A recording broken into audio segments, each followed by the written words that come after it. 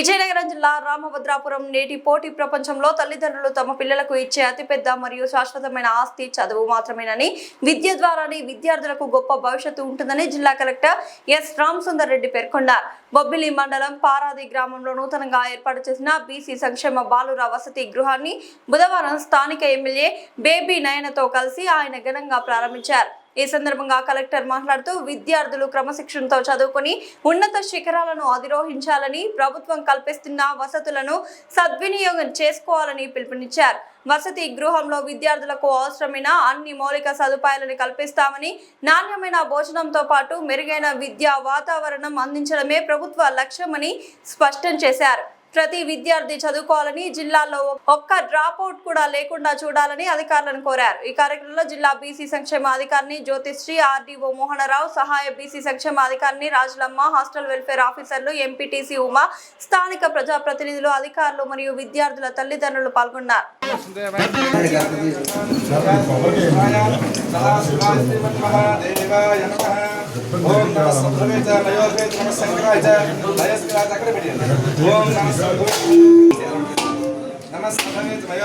शंकराय महेश्वराय नमः शिवाय शिवतराय हर हर नमः सोमाय नमः सामराय ओम नमः संभवे अर्वं देवनाथ अर्वं देवो बृहस्पति अर्वं इंद्राग स्नासंधारे काम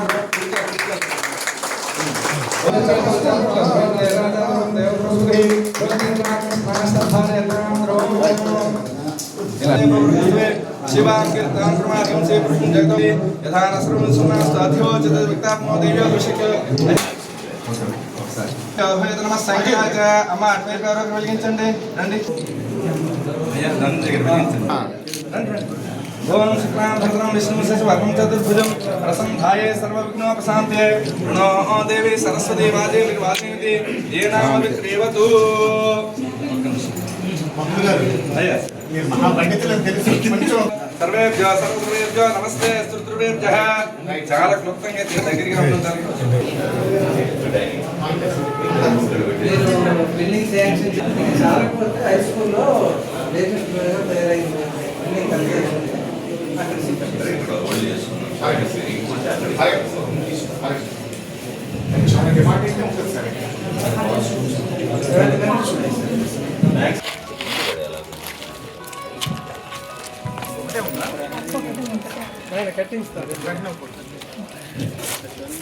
మాకు లాస్ట్ ఇయర్ ఇన్స్ట్రక్షన్స్ ప్రకారం మా డైరెక్టర్ సార్ నుంచి ఏమొచ్చి అంటే పిల్లలు ఎక్కడైతే మనకి ఎక్కువ డిమాండ్ ఉందో అక్కడ పొలిటికల్ మన ఎమ్మెల్యే గారు మినిస్టర్ ఎక్కువ మంది పిల్లలు వస్తారు. మాకైతే చాలా సంతోషంగా ఉంది.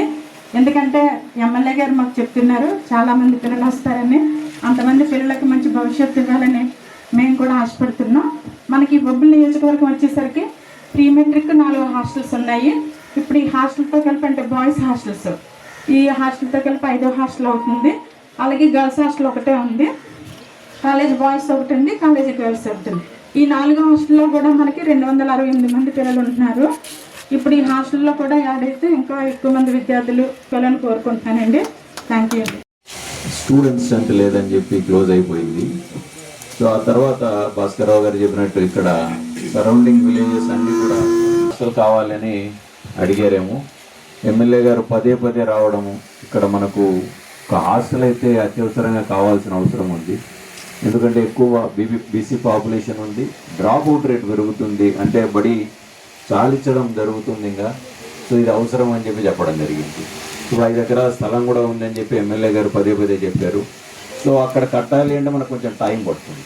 సో ఈ లోపల మనమైతే ఒక హాస్టల్ స్టార్ట్ చేసి టెంపరీగా ఉన్న మన గవర్నమెంట్ బిల్డింగ్స్లో అక్కడికి విద్యార్థులను తీసుకొని పర్మనెంట్ బిల్డింగ్ వచ్చేంత వరకు ఇక్కడ రన్ చేసి, పర్మనెంట్ బిల్డింగ్ వచ్చిన తర్వాత అక్కడికి మారుద్దామని చెప్పి చాలా పట్టుబట్టి లాస్ట్ 3 నెలల నుంచి ఈ పని మీదనే ఎమ్మెల్యే గారు తిరుగుతూ ఉన్నారు.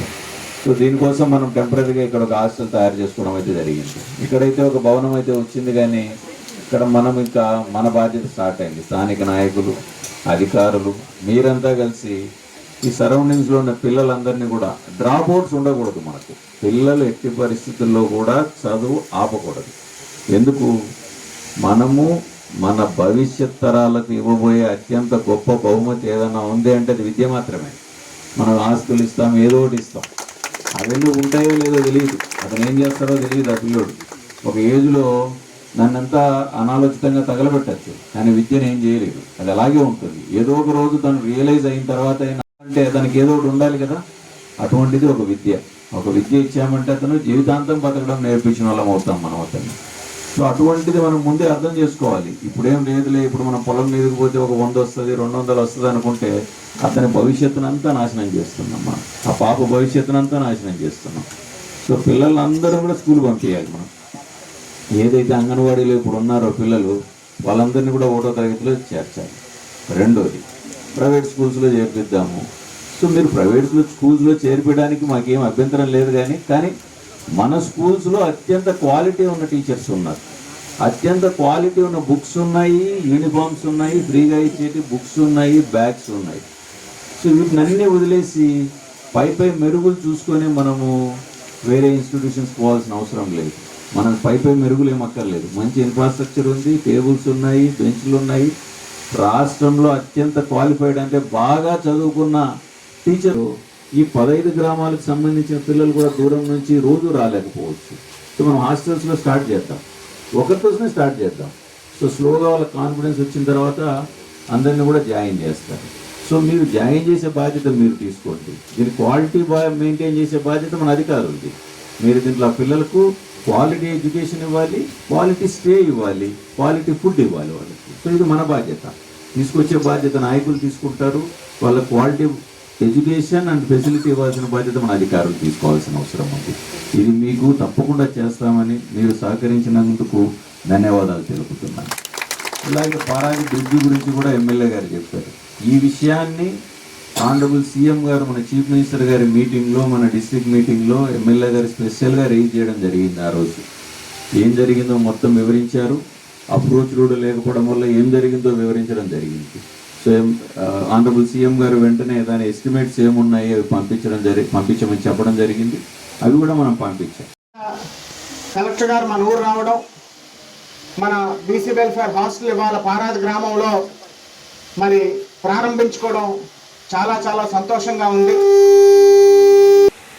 ఏది చెప్పినా అతి త్వరగా స్పందించడమే కాకుండా దాని సాధ్యాసాధ్యాలు, ఒకవేళ సాధ్యమైతే వెంటనే ఇంప్లిమెంట్ చేయడం, సాధ్యం కాకపోతే సాధ్యం కాని పనిని ఎలాగ సాధ్యం చేయడం అనేది వెంటనే పరిశీలి చేసి మరి ఒక అందరి అధికారులతో సమాలోచన చేసి సమస్యల పరిష్కారం దిశగా మరి కలెక్టర్ గారు ముందు చూపుతోని ఈ జిల్లాని ముందుకు తీసుకెళ్తున్నారన్న విషయం మీకు అందరికీ కూడా సభాముఖంగా తెలియజేసుకుంటున్నాను.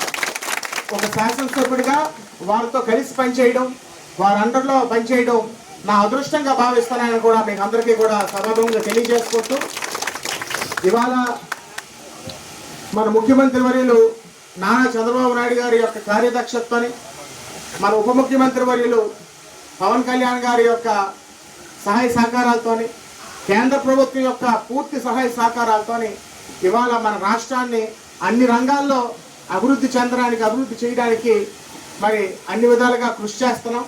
ఇవాళ ఈ 2 సంవత్సరాల్లో సుమారు కొన్ని కోట్లాది రూపాయలు ఎంత ఖర్చు పెట్టామో పెద్దలు భాస్కర్రావు గారు మీకు చెప్పారు. ముఖ్యంగా ఇరిగేషన్ సమస్య తప్పకుండా మన పారాది యానికెట్ స్కీమ్కి ఈ సంవత్సరం O&M తప్పకుండా శాంక్షన్ అవుద్ది. O&Mలోని పూర్తి స్థాయిలోని ఏవేవైతే అర్త్ వర్క్ ఉందో, ఇతర చిన్న వర్క్స్ ఉన్నాయో అవన్నింటినీ కూడా పూర్తి చేస్తామని మీకు అందరికీ కూడా సభముగా తెలియజేసుకుంటున్నాను. అదేవిధంగా మరి ఏవైతే పొలంకి వెళ్ళడానికి WBM రోడ్లు అయితే ఏవైతే అడిగారో తప్పకుండా అవి కూడా మరి పెద్దలు కలెక్టర్ గారు ఉన్నారు, రోడ్లకి అందరూ తహతహలాడుతున్నారు సార్. మీరు ఎప్పుడు మంజూరు చేస్తే మరి నియోజకవర్గంలో కొన్ని పెండింగ్ సమస్యలు ఉన్నాయి కాబట్టి తమరు ఎప్పుడు ఆదేశిస్తే, తమరు ఎప్పుడు మంజూరు చేస్తే ఆ WBM రోడ్లు అవనివ్వండి, తార్ రోడ్లు అవనివ్వండి, CC రోడ్లు అవనివ్వండి, అవన్నీ కూడా పూర్తి చేస్తామని మీకు అందరికీ కూడా తెలియజేసుకుంటున్నాను.